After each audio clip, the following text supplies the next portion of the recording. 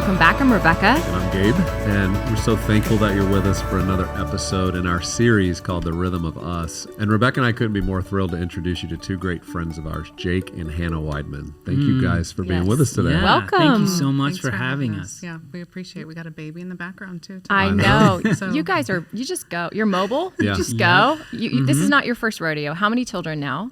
so Eleanor's our fourth, and it's her first podcast. But we are our phrase is building businesses and raising babies. So it's like we know nothing else. Every time we have a baby, we have a new business idea. I so know. And how long have you been married? We've been married 11 years. I was almost going to say, do you know? Awesome. Look at you. 11 years, 4 children. I mean, you guys have a bustling, busy life with kids. But what we want to talk about today is the way you've been so intentional with in your marriage, how you've supported one another as you've pursued the different giftings and callings you have. Because for so many couples, it's challenging. Like Rebekah and I get this question a lot. We're both pursuing career in some ways, you know. She has her own ministry. She writes, speaks, does creative work. I'm leading Think and doing the work that I do. Yeah. And it can easily pull us apart. But we're trying to help couples reimagine, what did God have in mind when he put the two of you together? Yeah. Right. How did it begin for you guys to get any kind of imagination that maybe the two that he put together, like there was some unique purpose beyond not only marriage, but perhaps putting good in the world? Yeah. Oh gosh, where do you start with that one? Well, I would say it didn't start well. We had a mentor at the time, a business mentor, who was like, my career was just starting out, and he said, Jake, I really see this being like a family event. I think this is something that Hannah joins you in. And so right out of the gate, we're newly married and new business partners all at the same time. And that presented some real issues at the start, because it was hard to find our footing and really figure out one another's roles. And so it got to the point that we were just stressing each other out, me stressing out Hannah more than anything. And there was even one time where she came home. I could tell she was just stressed out. She had been crying, and I was holding her up in our master bathroom, and I hugged her, and I told her sweetly in her ear, I said, honey, you're fired. You are herewith and henceforth relieved of all things Jake Weidmann. And just to feel the weight fall from her shoulders at that time was necessary. And so, that's how it started out. But there was a time where my career started just really lifting off. I was getting more demand for my work, and Hannah said, like, you need me back, don't you? And I was like, yeah, I really do. But there was like a decided moment that it was like, if she was going to come back, the roles were going to be defined. Right. And it was going to be very clear, like, her position, because we were trying to have too many cooks in the kitchen. We had sort of another employee that was there, and he had since left, and so we context, this is our first year of marriage. So it's not like we'd been married and I was a wife and knew that role. It was like,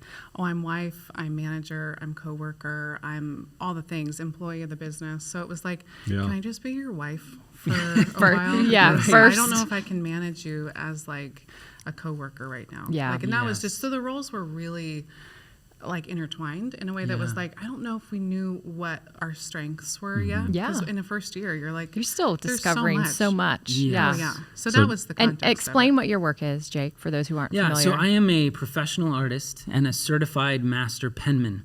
Not many people know what that term is. It's a very rare old term from antiquity, but it's essentially someone who's reached the upper echelon of proficiency in the fine arts of calligraphy. Yeah. And so I integrate that into a lot of the other artwork that I do, whether it's painting, sculpture, drawing. It's sort of become like my special sauce. Yeah. And are you 1 in 9?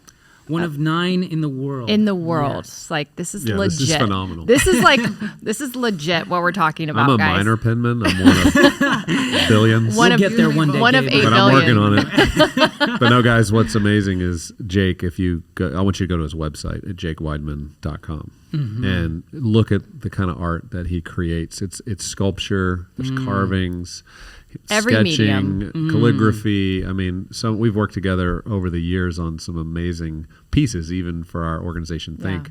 But it's just been fun to watch you in a work that feels like it's from the old world. Yeah. And so it requires a rhythm, and this is the topic, obviously, Rebekah and I talk about a lot, but a rhythm of working with your hands and slowing down that it's worth you mentioning, like, how that's felt in a world of technology, AI, everything telling you like there's a faster way to do it. Yeah. But man, when you're hand carving these amazing sculptures, there's not a quicker way to do it. Yeah. I mean, my current commission I've been working on now for almost 2 years. It'll be 2 years to complete just this one carving. And that's part 2. Yeah. You should mention Wow. part 1 of that was also 2 years. So it's really 4 years for one project, Yes. 2 parts. Yeah. So yeah, it definitely, like, every single practice that I do is anachronistic. It is out of time. And so trying to do that in the modern age is like trying to build cathedrals in a pop tent world. It is slow, laborious work, but it's one that really, it slows down the pace of our home considerably, and really measures our steps as we walk into marriage, as we walk into our own spiritual life, and even raise our kids. Can we unpack that for one more minute? So to do that now, maybe when you started out, I guess you were doing this from what age? Like how long? I've been doing art. Or just like long form of anything taking a long time. Art has always been a passion of mine ever since I was a little kid. My parents knew, like, if they ever lost me, don't worry, Jake's upstairs drawing or coloring in his room. Yeah. And so, but it was something, I actually talk about this in my new book, Old Soul, New Creation, how it was sort of like, it was my longest pastime, my oldest friend, my first language of worship, and yet it was something that I always put off. Right. I always rejected. I never thought I would be able to make a living from it. Wow. And so it eventually, I got my degree in psychology, not in art, and but it eventually grew into a profession after I had graduated. I'm curious with like the trend of just more digital, like just consumption, has that even been harder for your mind and your brain to stay slow? Or has it just been kind of like, because it was so foundational for you, it's not as hard to kind of stay present in your attention span being very extended? Yeah. Or have you had to have new formed rhythms even in the last decade or more to just preserve that attunement to a craft? Absolutely. I think, like, for me, it is something that has been so long practice that it comes naturally, but it's really hard to stop the outside voices from speaking into that and making you feel all the more alien in this digital age. Sure. And so it's like, even the carving that I do, people online or on Instagram is like, why don't you just have a CNC do it? Like, why are you taking all this time to carve it by hand? And it's like, first of all, they don't understand the CNC process to know that you have to have some information in the computer to know what to carve to begin with, but they miss out on like what the real act of like working with your hands means, that I'm bringing more meaning to the work by taking my time. Right.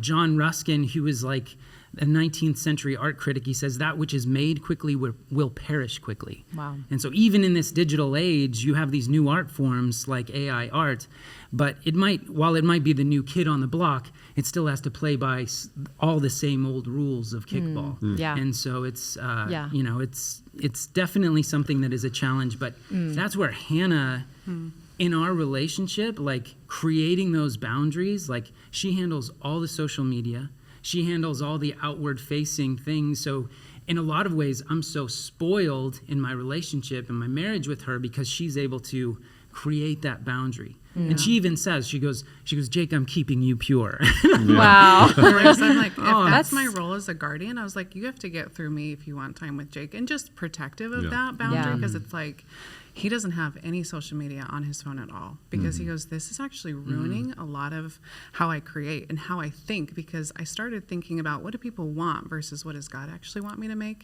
Wow. And so I was like, if you're going to have a heart like David's to create in this age that's going to, be marked in a very different way, then like I need to be responsible for like, both of us are, but I was like, I felt like a gatekeeper in our relationship of like, okay, I will handle all of this. And it's like, Jake doesn't like it anyway. Yeah. So I was like, that was more practically, it was like, that's my strength. I love and that the was more storytelling effortless aspect. for you. Yeah. Yeah. And he was like, oh my gosh, he really does hate it. I Yes. mean, we use that word very sparingly, but he's like, I hate social media. I loathe it entirely. But she has such a gift for it. Yeah. And she has such a way of like, carrying. I mean, I would say, like, in the outset, she was able to sort of mimic my voice, but now it's like our voices have become one. Wow. And so when she speaks for both of us. And it's so authentic. Cool. And the kind of content and the way that she presents my work carries both of our hearts together. Wow. And it's hard to tell where one of us ends and the other begins. Where can people follow you on Instagram, speaking of social media?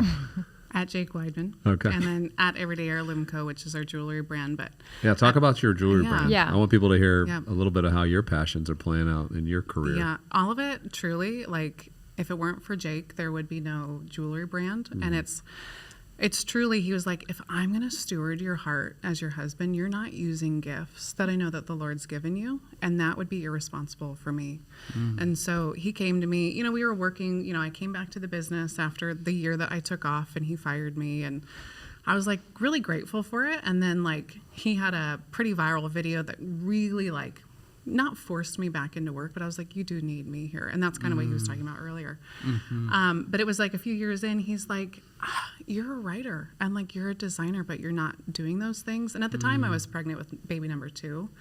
And I was like, I'm sorry, but I don't know how that would even be possible. Like, I'm working full time for you, like, and I get some of that fulfillment, but the voice, I guess my voice was not developed there. And he goes, you need to be doing these things because I will be responsible for that.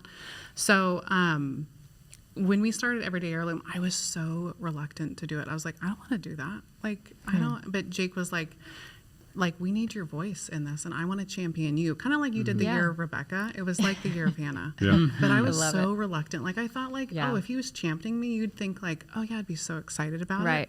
But I was like, I don't want to do that. Like, that sounds like a lot of work. Feel like pressure. Maybe, it felt like pressure. And the way I always tell people, I'm like, it feels like too little butter over too much bread. Like, there just wasn't enough to go around.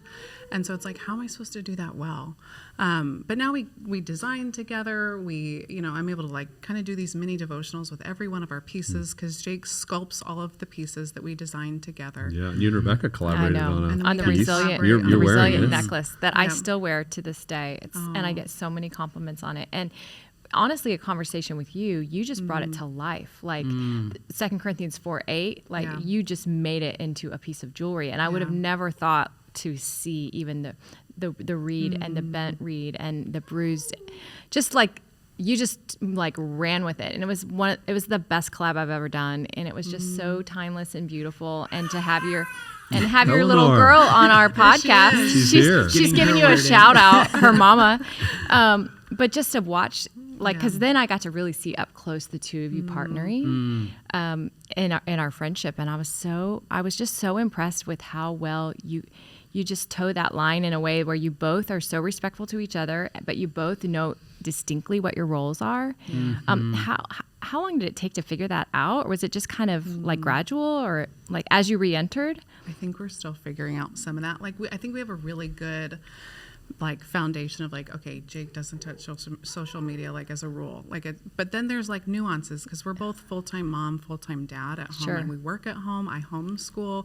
A lot happens in one space, and so you're like, who does what, like, and so I think day to day it's like knowing Jake's available, but I also am like, I have to treat you almost like you're at work. You may notice we now have in studio with us Eleanor. You heard her, but now she's here visually with us, 5-month-old. She had some things to say.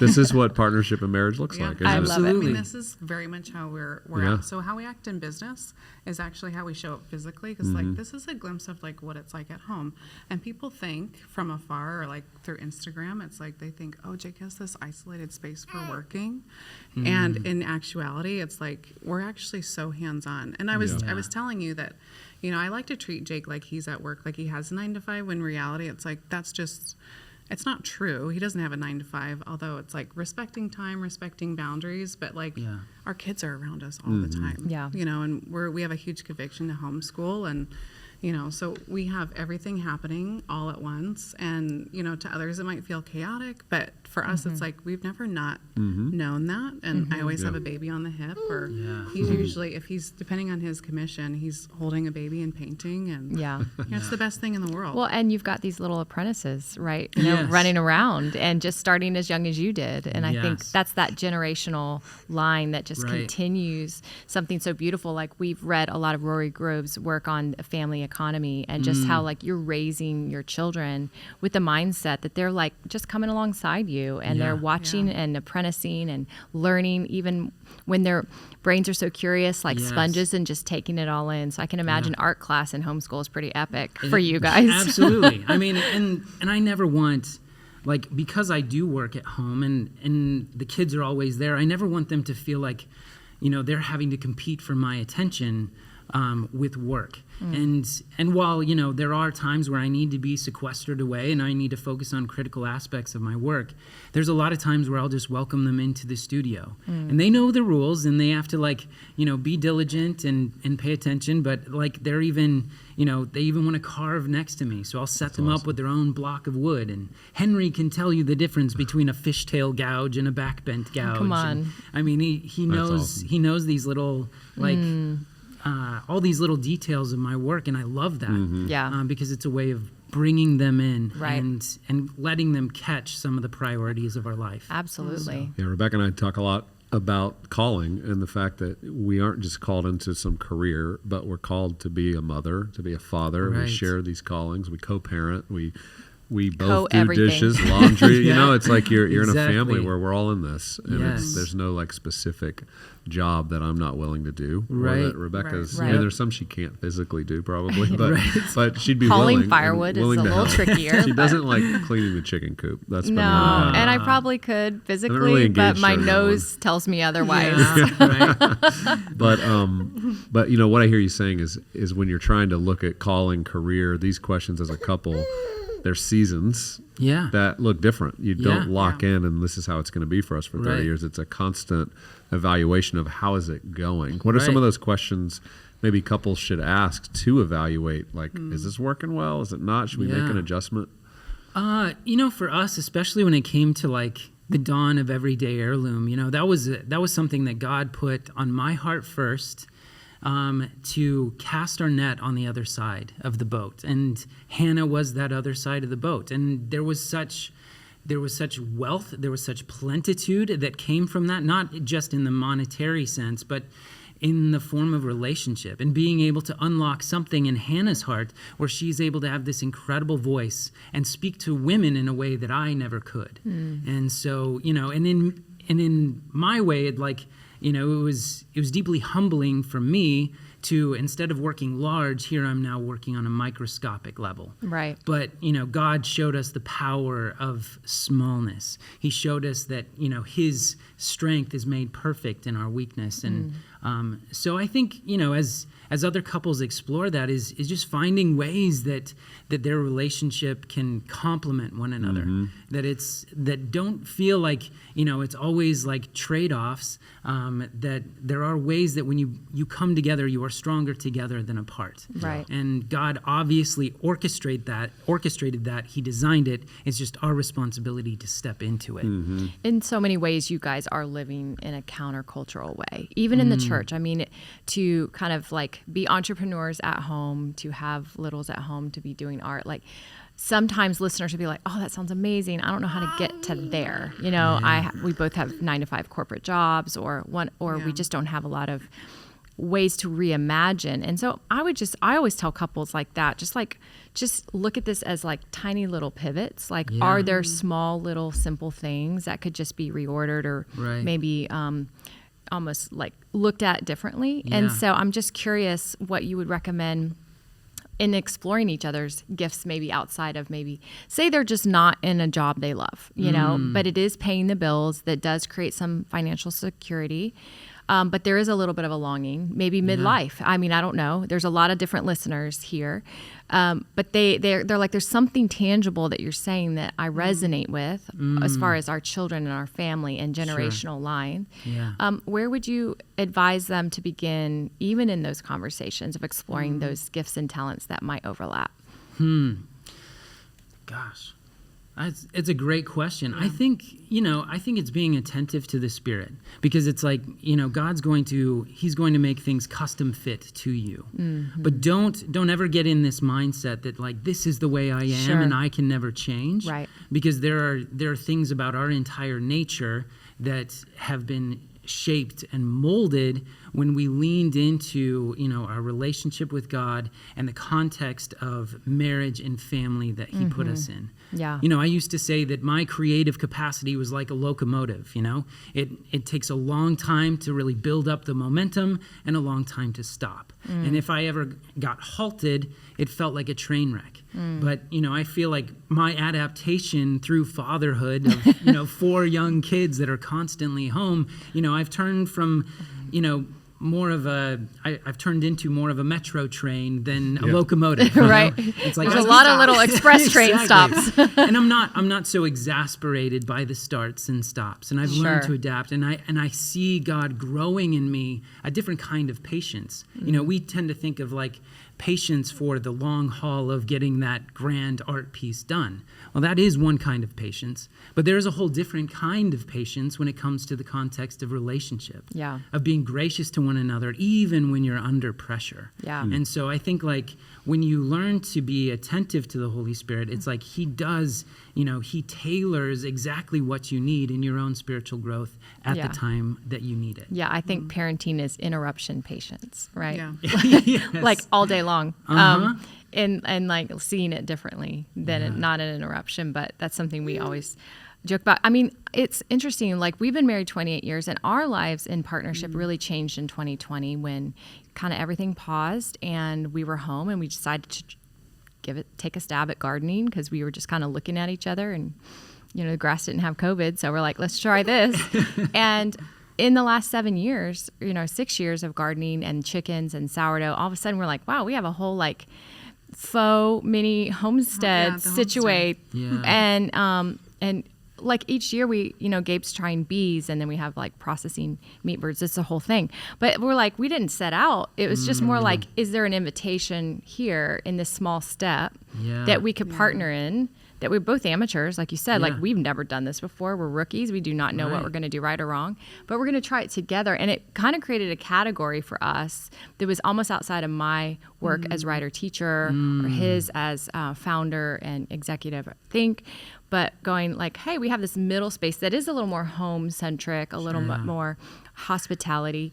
And now it's like one of the most vibrant like things that we do that just is a little bit outside the box. And so even just that idea of like trusting the nimble of the Spirit to kind of lead you and guide you into some open doors. But even being open to finding unique ways you could partner together on something that can be just a hobby. It doesn't have to be a career. It doesn't have to be something that pays you money or pays the bills. But that as a couple, you're saying, hey, let's keep exploring. Why did God put the two of us together? Like what's the third thing that happens when we are united? Yeah. And we're dreaming about what maybe is broken in the world that we want to be a part of restoring, or areas where we could use our gifts. And one of our mentors, the Beveres, they've said to us, look, the way we've navigated life and ministry and work together is things got really good when we learned how to celebrate each other's strengths. That when I could look at Rebekah and not feel like there's a competition here, or she does have gifts that I don't have, and I can just celebrate that in total security, and she can celebrate mine. That's when you start to really open up. And I think for some couples, they haven't gotten that. It's a maturing process. But for you guys, has that been part of your perspective as you do recognize each other's gifts and have learned to celebrate them? Yeah, and like I mentioned earlier, like when we're in a physical space, Jake said it so well. He was like, when you're on the other side of the room, I feel like my presence is doubled. And so it feels that same way with Jake. It's like knowing like we are one flesh, in the Spirit, but then like knowing his strengths and uplifting him in that is like such a joy. But I think saying it out loud is a huge win at home. Like, hey, I loved the way that you like took initiative on changing a diaper. Like I didn't have to ask you, like you were off, and he's doing a lunch break, and it's little things like that you're like, you can't over communicate anything. That's so good. It's like, if I'm thinking something, like I'll be like, I need to just tell him whether it's a good thing or like, hey, we need to talk about this, because what we're learning, like nothing gets done in business if we're not right. And it's like, it happens often where it's like, okay, we have to be like really good communicators, understanding where our strengths and our weaknesses are. Sure. And Jake usually says like our greatest strength is also our greatest weakness, misapplied. So it's like, how do we redirect this? Oh, that's good. And That's I good. think when you are in the young years, you're just like, okay, this like we get such a short amount of time with young kids, and it's like, you have them, they're all like, Eleanor had a blowout earlier, like, and you're just like constantly pulled in different directions, but having the intentionality of like, I see you, like in our day, because we are together, and sometimes it's like, it can be a lot.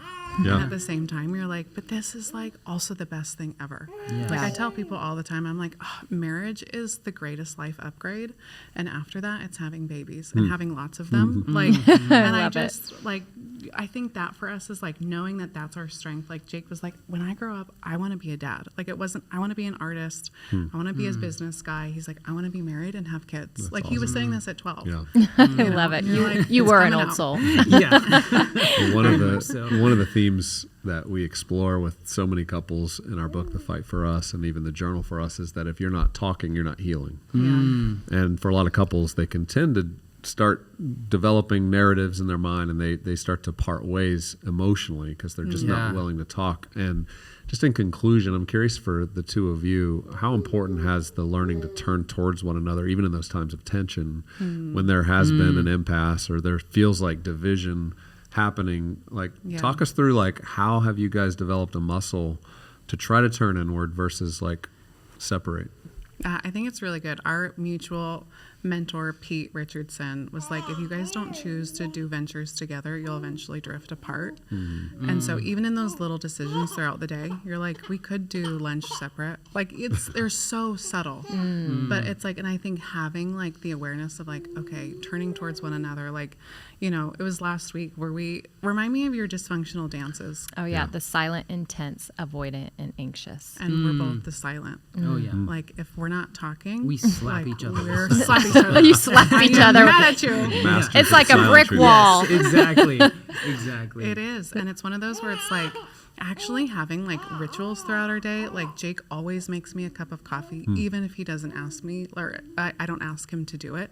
It's like this ritual that even if we're in an argument, he's like, here's your coffee. And it's just an icebreaker. Is it like, here's your coffee? Does he spill it on you? Here. And then you kind of have to be like, thank you. Yeah, But they're like these built-in rhythms that like they were Yeah. just routine. Like it's just like we are having contact points throughout the day that seem like a rhythm, just a routine. But when you're in an argument, you're like, oh, this is like why we laid that foundation, because Oh, it it's so forces good. us to have that literal touch point. And he'll bring me the coffee, and it's one of those like, I am sorry about what happened earlier, and that becomes the like. Yeah.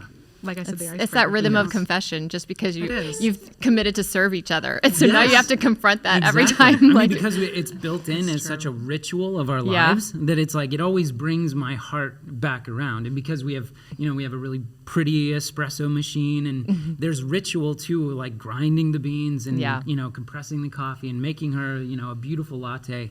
And so there's always like God meets me in that moment, where it's like he shifts my heart, and that is there's actually strong psychology around it. It's like if you want to change your posture towards someone else, it's not about it's about doing a favor for them. Serving. That actually Wow. changes your heart. Wow. And so there is great power to the action, and even in the